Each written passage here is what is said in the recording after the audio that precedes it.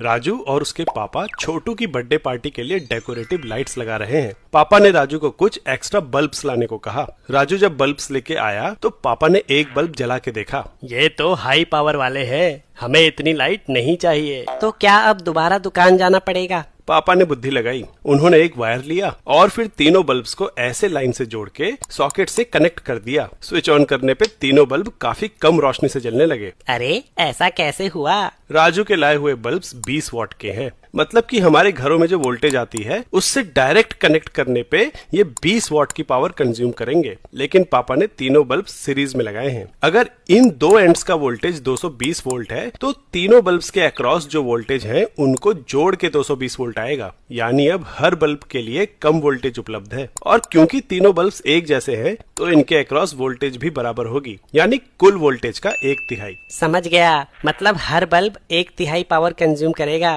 कर दी ना जल्दबाजी में गलती। पावर वोल्टेज के स्क्वायर के प्रोपोर्शनल होती है, यानी अगर वोल्टेज 1/3 होगी तो पावर 1/9 हो जाएगी। मतलब अब बल्ब 1/9 इंटेंसिटी से जलेंगे। पापा काम निपटा के बर्थडे केक लेने चले गए। अब राजू के दिमाग में खुरापात आई। एक बार इन्हें पैरेलल में लगा के देखता हूँ कितनी रोशनी होती है। उसने तीनों बल्ब्स को ऐसे पैरेलल में कनेक्ट कर दिया। अरे वाह, अब तो काफी रोशनी हो गई है। आखिर तीनों बल्ब्स के अक्रॉस 220 वोल्ट की वोल्टेज जो है। लेकिन ये क्या, थोड़ी